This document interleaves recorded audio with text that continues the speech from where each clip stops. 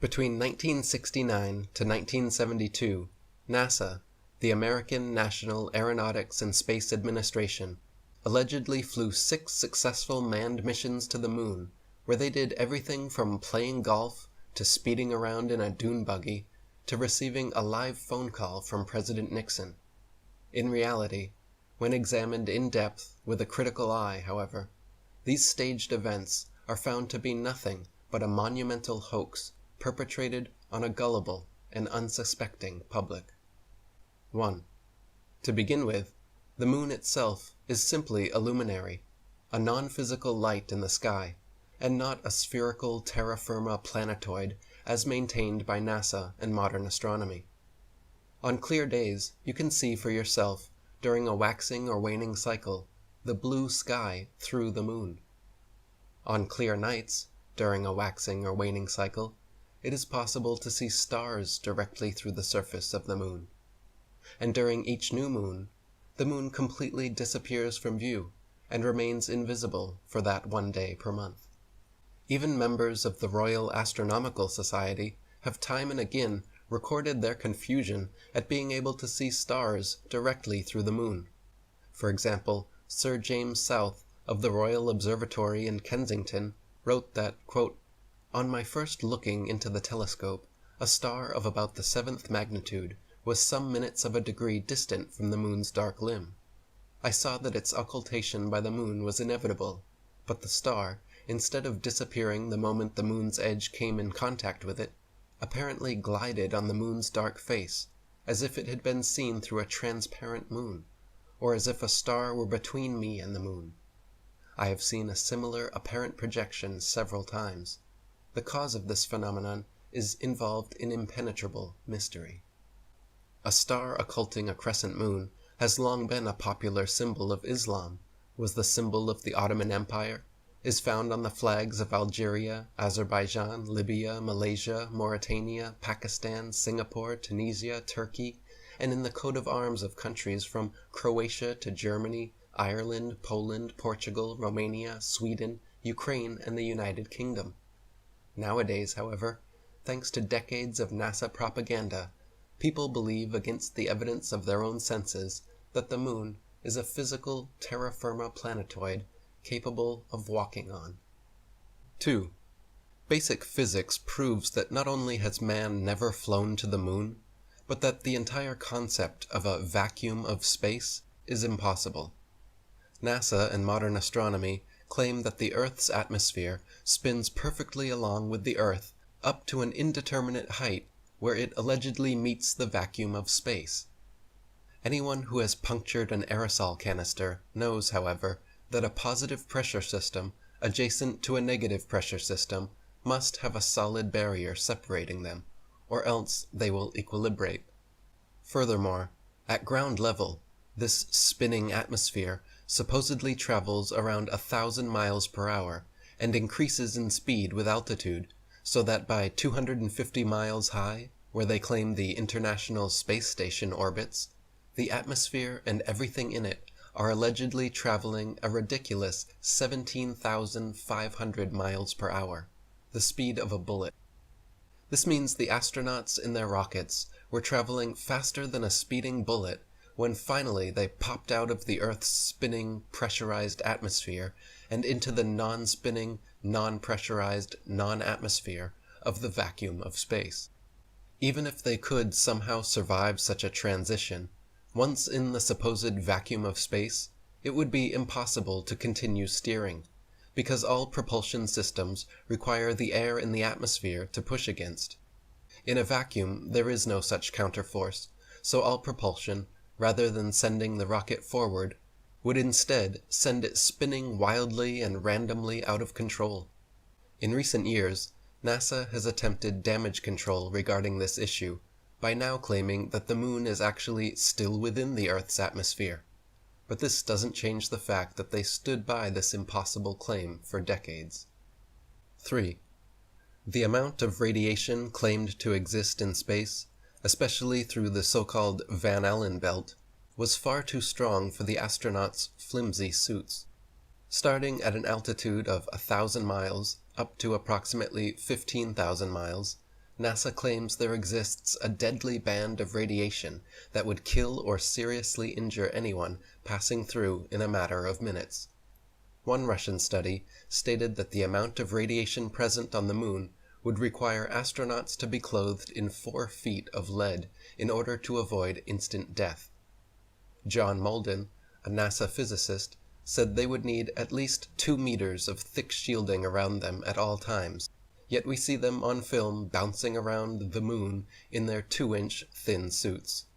Even James Van Allen himself continued to state until his death in 2006 that there was no way humans could survive the 90-minute journey through and another 90-minute journey back through the radiation belt without being completely encased in thick lead shielding.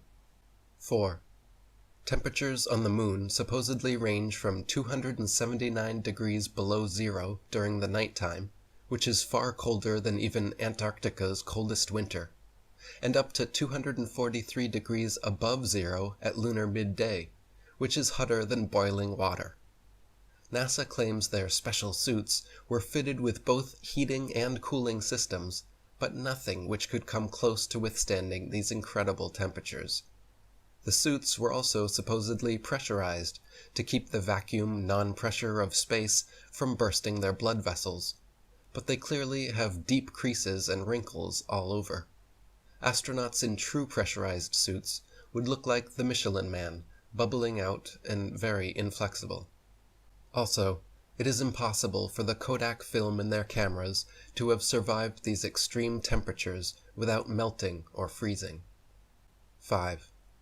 In images from Apollo 11, Buzz Aldrin can be seen wearing different color gloves and different length boots in pictures that were supposedly taken within minutes of each other.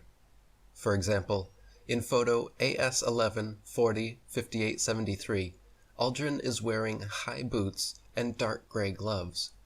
But just 2 pictures later, in AS11-40-5875, he has changed into smaller boots and white gloves.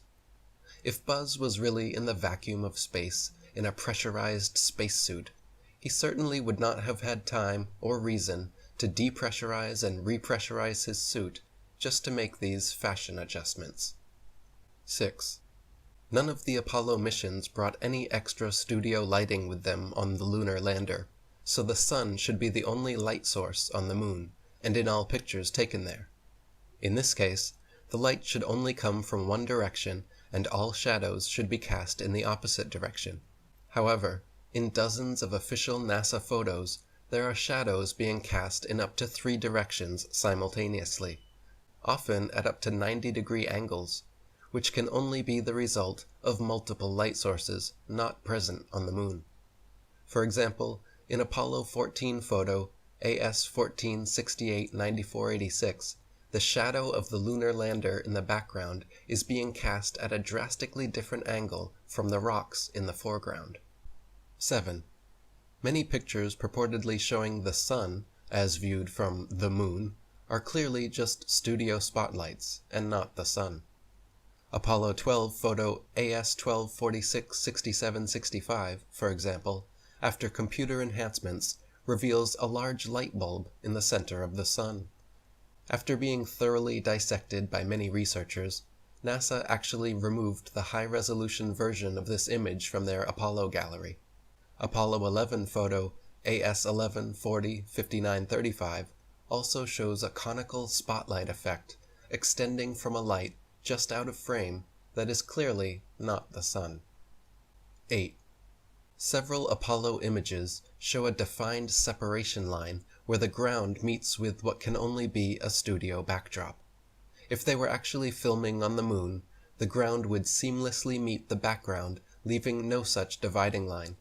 Furthermore, when analyzed side by side, dozens of images reveal that NASA reused the same backdrops time and again on what are alleged to be completely different areas of the moon. The contours of hills, mountains, and valleys align perfectly when superimposed upon one another. For example, Apollo 15 image AS1582-11057 shows the lunar lander set against a very unique and distinct mountainous backdrop, which, when superimposed over image AS-15 82-11-082, aligns exactly, but with no lunar lander, and a different foreground. Another example is Apollo 17 image AS-17 143-21-972, showing a mountain in the background with a clear foreground, while image AS-17 136-20707 shows the exact same mountain, but now with several large rocks and boulders appearing in the foreground. There are dozens more examples of such repeated backdrops being used over the course of the Apollo missions. 9. Computer enhancements of many NASA images reveal photo manipulation and evidence of studio trickery. For example, as the Apollo 17 lunar lander lifts off, photo AS-17 151-23201 shows a clear shadow being cast on the ceiling of the studio. Similarly, Apollo 14 image AS-14-64-9089, when yellow and blue are subtracted from the chroma scale, shows what can only be studio lighting reflecting off a black background. Another Apollo 14 photo, AS-14-66-9306, shows shadows of reticule crosshairs suspended in air over a print underneath, proving it doctored and not an original as claimed. Apollo 12 image AS-12-49-7278 clearly shows several studio lighting lens flares caused by multiple overhead lights, and Apollo 12 image AS-12-48-7071 shows what appears to be an overhead light reflecting in Alan Bean's helmet. 10. Computer enhancements done on images of the Earth taken from the Moon reveal clear photo trickery. By gradually removing the hues comprising black from the backgrounds, a bright rectangular artifact appears around the Earth, proving it to be a composite image. For example, Apollo 11 photo AS-11-44-6642, when manipulated in Photoshop, shows a distinct separation line where the Earth was added into the image. Another example is Apollo 17 image AS-17-134-20-471, which, when enhanced and edited, shows an unmistakable rectangular artifact around the Earth, proving it to be another doctored composite photograph. 11. In the original Apollo 16 photo AS-16-107-174-46, there is a rock with a letter C clearly engraved into it, as well as another C drawn into the dirt next to it.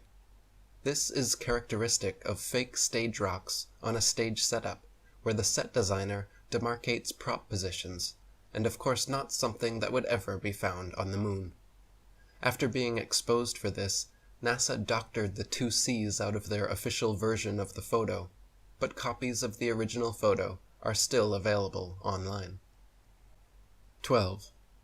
In several bits of video footage from the Apollo missions, there is evidence of the astronauts using wires to achieve a more weightless appearance. During Apollo 14, there are many occasions where light reflects off the wires attached to their backpacks, making them momentarily become visible. During the Apollo 17 flag planting, just as the two astronauts go to shake hands, light pings off the wires from the top of their backpacks all the way to the top of the screen. And during the Apollo 16 mission, when one of the astronauts falls over, he is quickly jerked back up in an impossibly unnatural manner that could only be the result of being lifted by wires. 13. One of the more obvious video anomalies is how several Apollo missions show American flags flapping around in the non-existent space wind. The Moon is supposed to have no atmosphere, and so the flags should have remained perfectly still, but can often be seen moving quite boisterously. NASA claims the astronauts brushing up against them could have caused this, but that is clearly not the case, as the flags stay waving for long periods of time with no astronauts touching or even near them. 14. Another interesting video anomaly is discovered by playing NASA's Apollo footage at double speed. then watching the astronauts walking, running, jumping, or cruising around in their little dune buggy.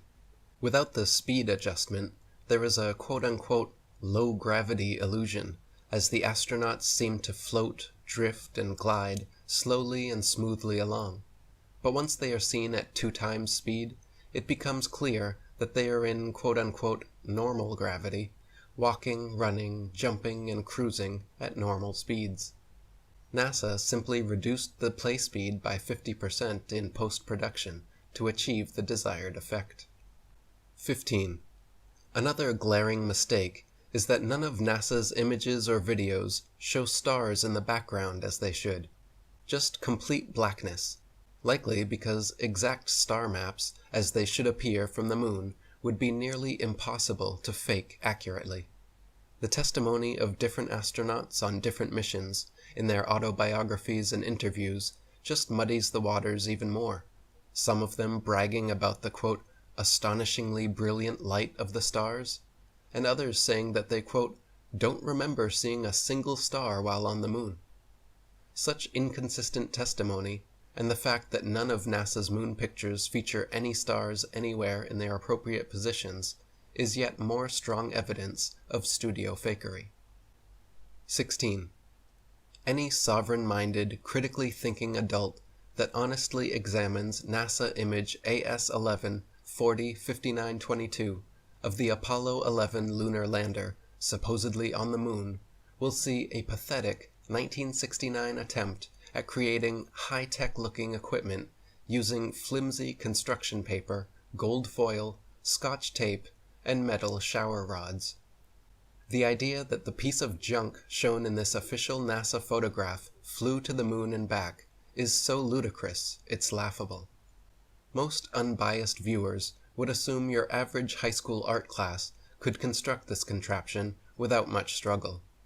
But official NASA spokesman and astronaut Don Pettit assures us that actually this 1969 technology is so advanced that even with their multi-billion-dollar yearly budget, they cannot for the life of them recreate it now.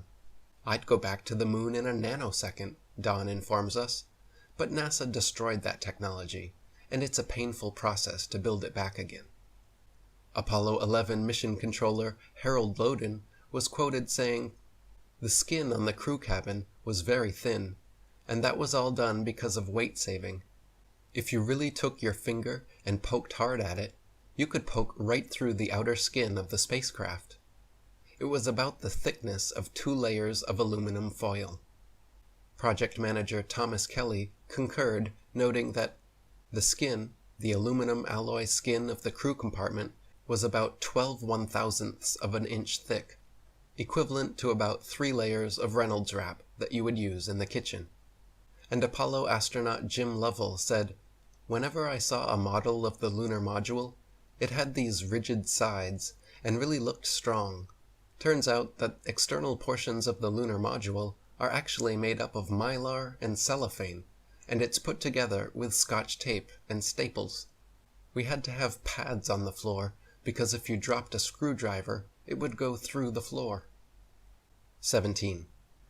Apollo 11 image AS11 405926 shows a close-up of the foot pads of the lunar lander without a speck of dust on them and without a burn print or crater under its 10,000-pound thrusters, as if the LEM was just gently set down in place by an overhead crane.